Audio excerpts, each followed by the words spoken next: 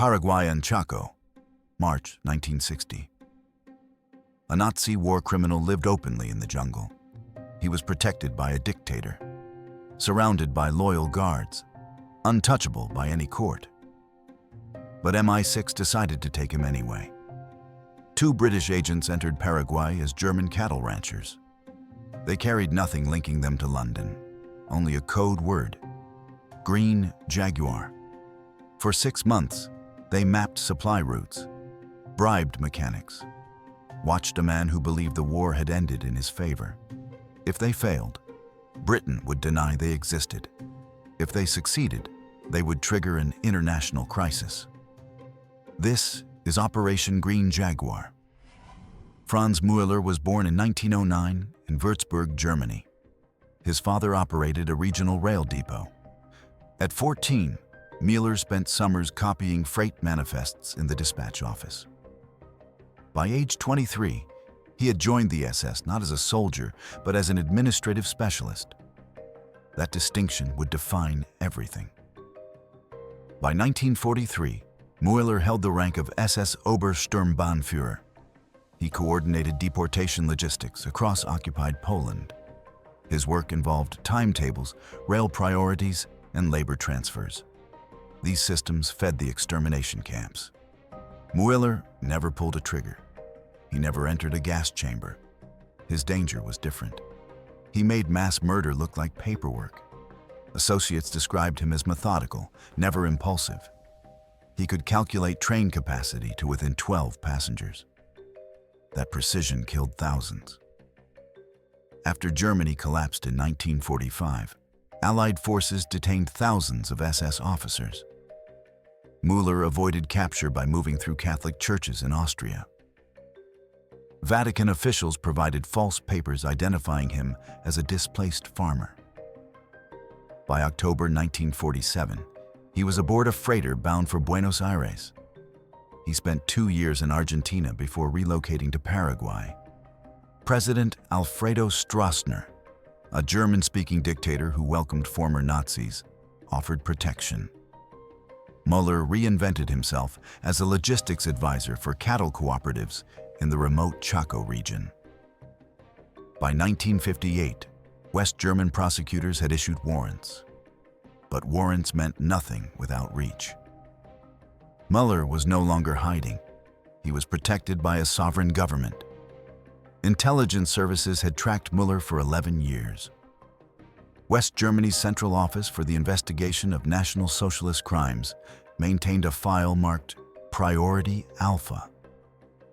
British intelligence added him to a secondary watch list in 1956, after intercepted letters mentioned his work coordinating supply chains for German expatriate businesses.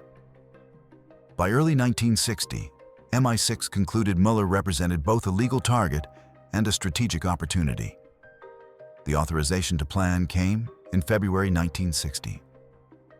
MI6 called this the deniable recovery doctrine. The logic was straightforward. When legal extradition fails and political exposure is unacceptable, intelligence services retrieve the individual without state acknowledgement. The method had been used twice before, both times in South America, both times successfully. This operation fit the doctrine because Müller existed in a legal void. Stroessner would never extradite. West Germany could not invade.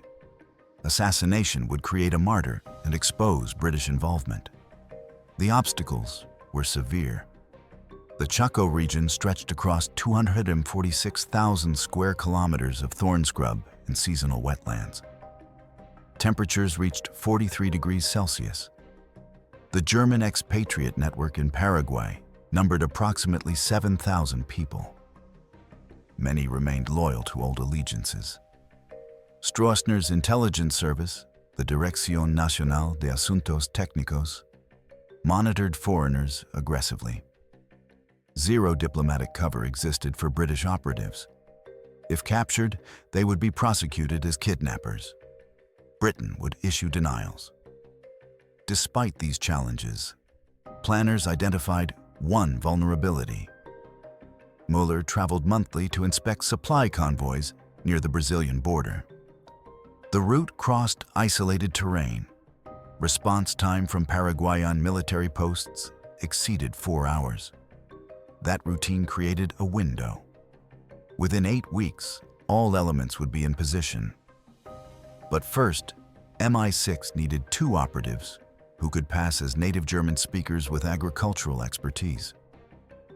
The selection process took 3 weeks.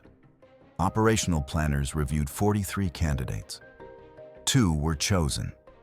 Both had been born in Germany before emigrating to Britain in the 1930s. Both spoke Franconian German fluently.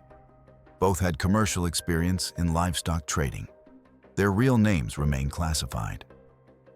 For this operation, they became Hans Keller and Otto Brandt. Keller, age 41, had worked undercover in East Germany during the mid-1950s. He understood compartmentalization. During the Berlin operation, he had maintained a false identity for 19 months without contact with handlers. Analysts noted his operational discipline, but flagged one psychological report. After extraction from Berlin, Keller experienced what psychologists called legend drift. For 6 weeks, he struggled to separate his cover identity from his actual past. He would answer to his German alias before correcting himself. In the post-operation debrief, handlers assessed the risk as manageable. But the phenomenon was documented. The mission continued.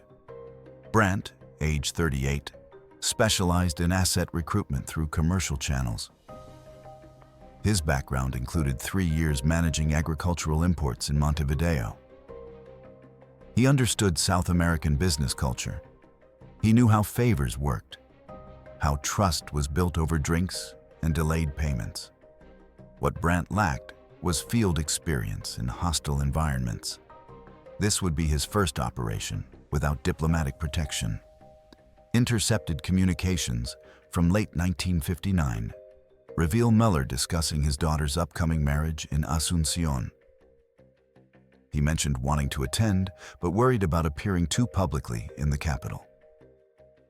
Analysts noted nothing operationally relevant. The daughter was 19. She had never lived in Germany. When the wedding occurred in January 1960, Muller attended for less than 3 hours. Photographs show him standing at the edge of group pictures, always near an exit. By April 12, 1960, the operation entered its execution phase. West German intelligence confirmed Muller's next supply run was scheduled for late August. The window was 4 months. MI6 approved immediate deployment. MI6 built 2 deep cover identities over 6 weeks. Hans Keller and Otto Brandt were constructed as German-born cattle buyers expanding operations north from Argentina. Their legends included forged denazification papers dated 1948, showing Allied clearance for both men. Bank accounts were established in Montevideo with transaction histories backdated 3 years. The accounts showed modest but consistent livestock purchases. Correspondence files were created, including 37 letters exchanged with Paraguayan agricultural cooperatives.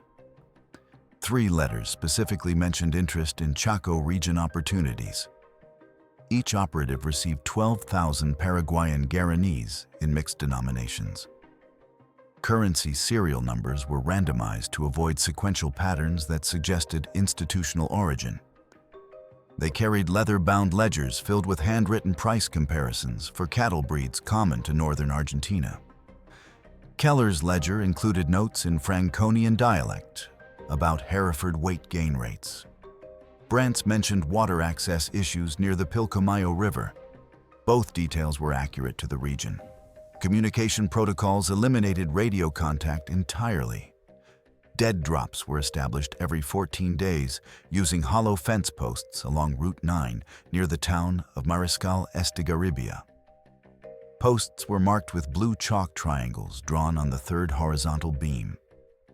Messages were encoded using a keyword cipher based on cattle auction dates published in Argentine newspapers. If a drop was missed, operatives were instructed to assume compromise and abort. Equipment was minimal by design.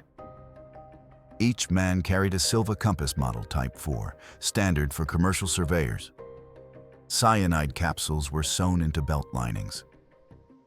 One unregistered Walther PP pistol was buried near a dry riverbed at grid coordinates PX-17, approximately 43 kilometers from Moeller's cooperative headquarters. The weapon was wrapped in oiled canvas and placed at a depth of 80 centimeters. Keller memorized the location using triangulation from two distinctive quebracho trees. The team structure maintained rigid compartmentalization. Keller and Brandt operated as the primary surveillance unit.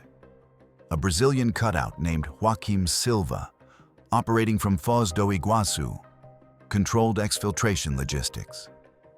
MI6 handlers ran oversight from São Paulo, maintaining contact only through the dead drop system. No local assets knew the operation's full scope. Silva believed he was assisting with industrial espionage. The handlers in São Paulo never learned Moeller's real name until after extraction. Keller entered Paraguay on April 19th via the Clorinda border crossing from Argentina. Immigration officials stamped his passport without questioning his stated purpose of evaluating Chaco grazing land. He took a bus to Asunción, then hired a local driver to reach Mariscal Estigarribia. The journey consumed 4 days. Brandt entered separately on April 27th through the Encarnacion crossing. His entry interview lasted 9 minutes. He stated he was meeting a business partner interested in drought-resistant cattle breeds. The cover required extended patience. Keller spent 3 weeks visiting small ranches, asking about water table depths and scrub clearance costs. He drank Terrare with foremen who had never seen British currency but knew Iron Cross designs. Brandt established himself by offering discounted diesel to transport cooperatives. The diesel came from legitimate Argentine suppliers, purchased with MI6 funds laundered through Montevideo. Every transaction was documented, every receipt saved. May 7th, 1960. Contact came through commerce.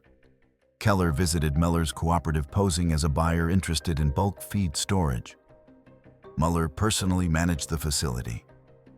Their first conversation lasted 11 minutes. Keller mentioned expanding cattle operations northward. Muller offered storage space at competitive rates. The relationship began. Over the next 6 weeks, Keller learned patterns. Muller traveled once a month to inspect supply convoys, traveling to outposts near the Brazilian border. The inspection always occurred on the third Thursday of each month. He departed before dawn, accompanied by 2 armed guards. The convoy consisted of 3 trucks carrying diesel, veterinary supplies, and equipment parts. Muller never varied the day. Only the hour of departure shifted, ranging between 0500 hours and 0700 hours. The guards were both former Wehrmacht infantry.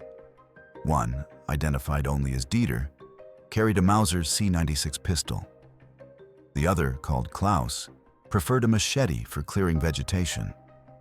Both men were in their 50s. Neither had formal training in executive protection. They treated Muller with familiarity, not deference. Intercepted conversations suggested they played cards during long transport segments. Complications began in June.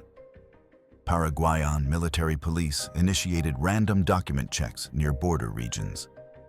Foreign nationals were questioned about business licenses and tax registration. One check occurred 15 kilometers from Muller's cooperative. Keller was stopped but released after showing his forged agricultural permits. The interaction lasted 23 minutes. No arrest was made, but the increased scrutiny forced operational adjustments.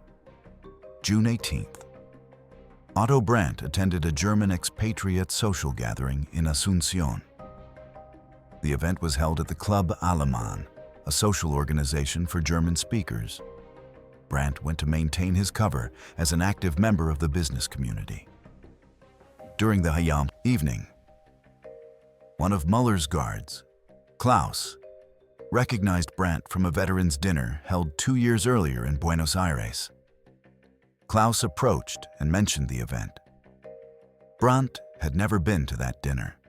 His legend did not include it. He improvised, claiming poor memory from a vehicle accident. Klaus seemed unconvinced. For the next 10 days, Brandt disappeared from public view. He relocated to a boarding house in Concepcion, 110 kilometers north, using the excuse of inspecting cattle auctions. During his absence, Keller maintained contact with Muller's cooperative through intermediaries. He sent messages about delayed financing. The relationship remained intact. By early July, Brandt returned. Klaus never mentioned the discrepancy again. Whether he forgot or chose not to pursue it remains unknown. July 27th. The rainy season arrived early. Flooding struck the northern Chaco, washing out secondary roads. Muller's August convoy route would be forced onto a single laterite road skirting the Brazilian border. This road, designated Route 37A on Paraguayan military maps, was rarely patrolled. The nearest military post was 72 kilometers south. Response time increased from 4 hours to 7. The flooding also reduced Muller's security options. Only one truck could navigate the damaged roads. That meant fewer guards. MI6 handlers in São Paulo received confirmation via dead drop on August 3rd. The window was opening. August 7th, 1960. MI6 approved immediate action. The execution date was set for August 22nd, based on Muller's established monthly pattern. Keller and Brandt had 14 days to finalize positioning. August 15th, Keller retrieved the Walther PP from grid PX-17. The weapon was cleaned and test-fired once into a termite mound 3 kilometers from the burial site. The pistol functioned correctly. 7 rounds remained. Keller reburied the weapon at a new location, 40 meters west, to avoid returning to a compromised site. August 19th. Keller drove the convoy route in a rented truck, timing each segment. He identified kilometer marker 87 as optimal. The road narrowed to accommodate a fallen quebracho tree that forced vehicles to slow to walking speed. Natural cover existed on both sides. The nearest structure was an abandoned ranch house 6 kilometers south. He marked the location by scratching an X into the kilometer marker's base. August 21st, both operatives confirmed positioning through the final dead drop. Brandt was stationed at a fuel depot 18 kilometers north of the extraction point. His role was to create a mechanical delay if Muller's convoy arrived ahead of schedule. Keller positioned himself near kilometer marker 87, posing as a stranded rancher with engine trouble. August 22nd, 1960. 0540 hours. Muller's truck departed his cooperative compound on schedule. 2 guards accompanied him. Dieter drove. Klaus sat in the truck, bed watching the road behind them. Muller occupied the front passenger seat, reviewing supply manifests. 0612 hours. The truck approached kilometer marker 87. The fallen tree blocked half the road. Dieter slowed to navigate around it. Keller stood beside a disabled vehicle, hood raised, appearing to inspect the engine. He wore work clothes stained with oil. Muller's truck stopped. Keller approached the driver's window. He spoke in Franconian German, asking if they carried a spare fan belt. Dieter said no. Muller stepped out to stretch. He walked toward the tree line to urinate. Keller followed, maintaining casual conversation about unreliable engines. Klaus remained in the truck bed, smoking. 0618 hours. Brandt emerged from vegetation 30 meters behind the truck. He moved silently on soft ground. Klaus did not turn. Brandt struck him once at the base of the skull using a weighted leather sap filled with lead shot. Klaus collapsed without sound. Dieter heard movement and turned. Brandt raised the Walter PP. Dieter raised his hands. Mueller heard nothing. He finished urinating and turned back toward the road. Keller stepped behind him. The weighted sap struck Muller's left temple. He fell forward. Keller caught him to prevent noise. Total time from first strike to Muller's collapse: 43 seconds. Both guards were bound using pre-cut lengths of wire. Their mouths were gagged with cloth strips soaked in diesel to discourage shouting. Neither was injured beyond initial strikes. Brandt confiscated Dieter's Mauser and Klaus's machete. Both weapons were thrown into dense vegetation.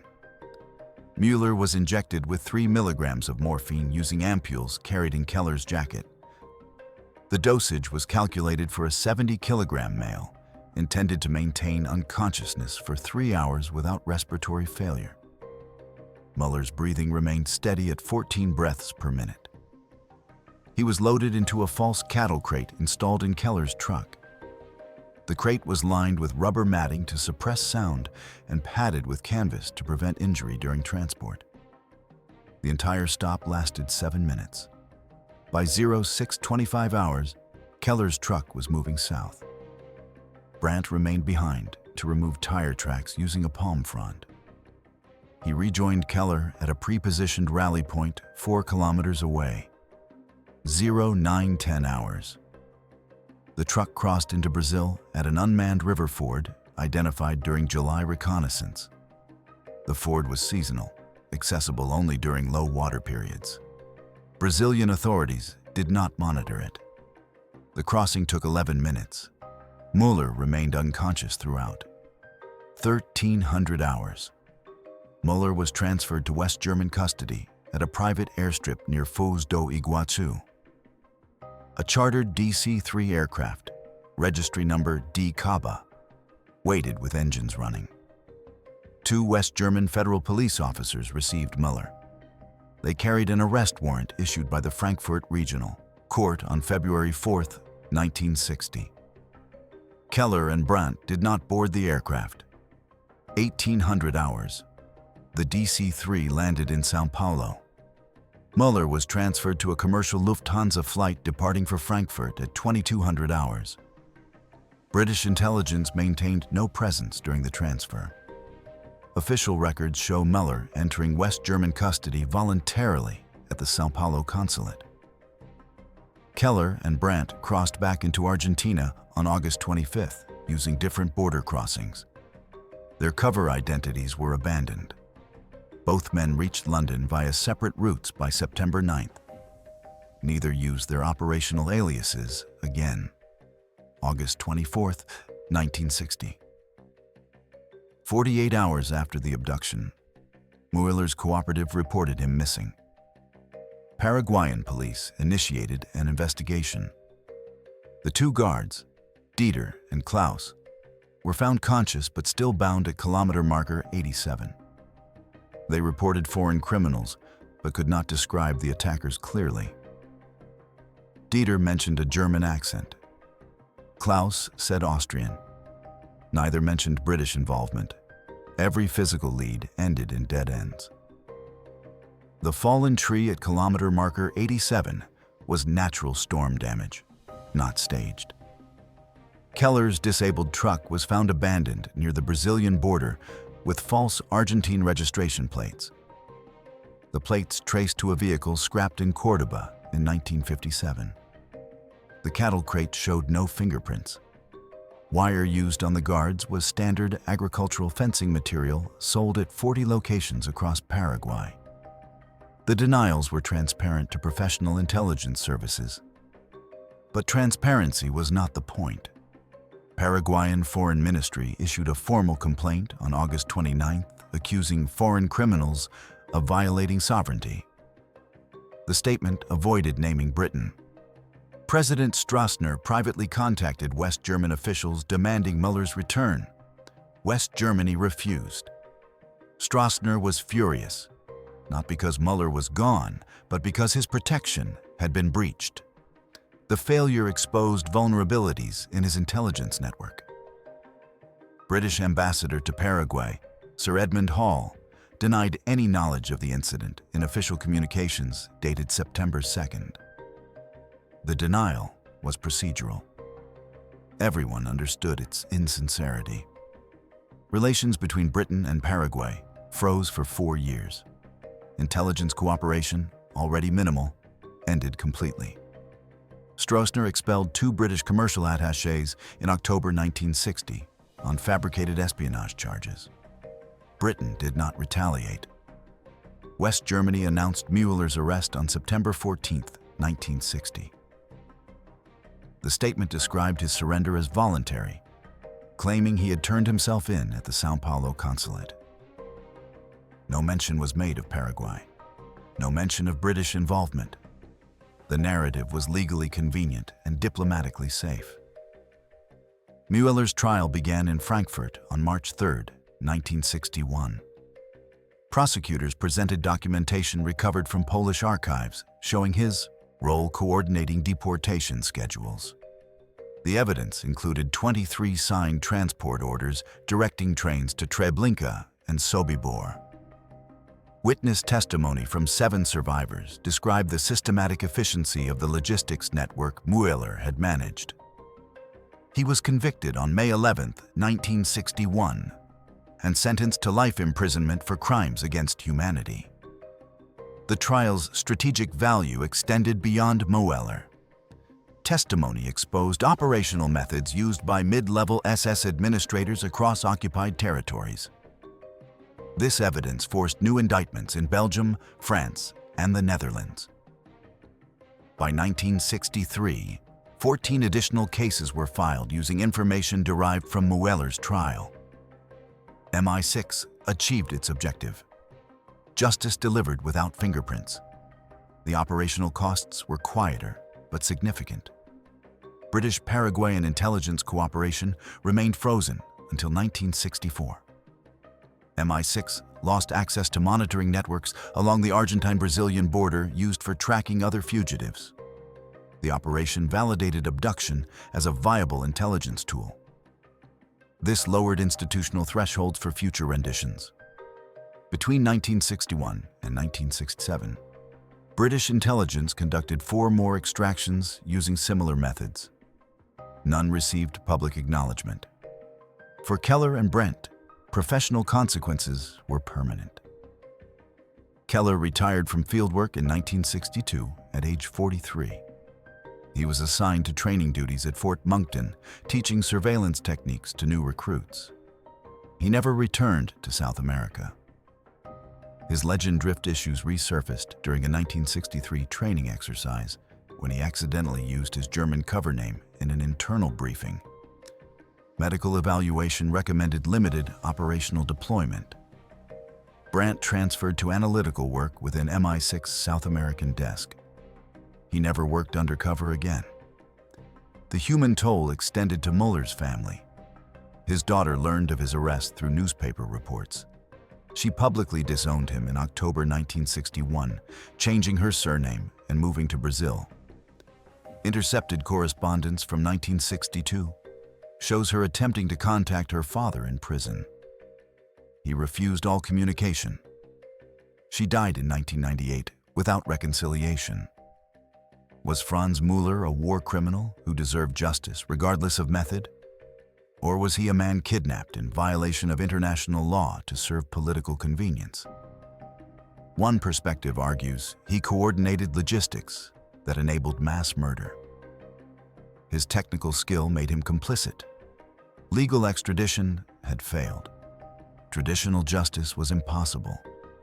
The abduction represented delayed accountability when all legitimate paths were exhausted. This view holds that sovereignty cannot shield crimes against humanity. The alternative perspective argues differently. Mueller was seized from a sovereign nation without trial or legal process. His guards were assaulted. International law was violated to achieve an outcome courts could have eventually secured through diplomatic pressure. The operation replaced judicial process with coercion. It established precedent that intelligence agencies could cross borders and abduct individuals when political calculations favored action over law. This view holds that the method corrupted the justice it claimed to serve. The answer reveals more about your worldview than about Franz Müller. If you believe justice delayed is justice denied, the operation was necessary correction. If you believe process matters as much as outcome, it was lawless overreach. Both positions have merit. Both have historical support. What's your take on abducting war criminals from protective governments? Does the severity of the crime justify bypassing sovereignty? Or does maintaining legal standards matter even when confronting evil?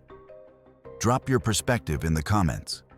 If this story made you reconsider where justice ends and revenge begins, hit that like button and share this with someone who thinks intelligence work is simple.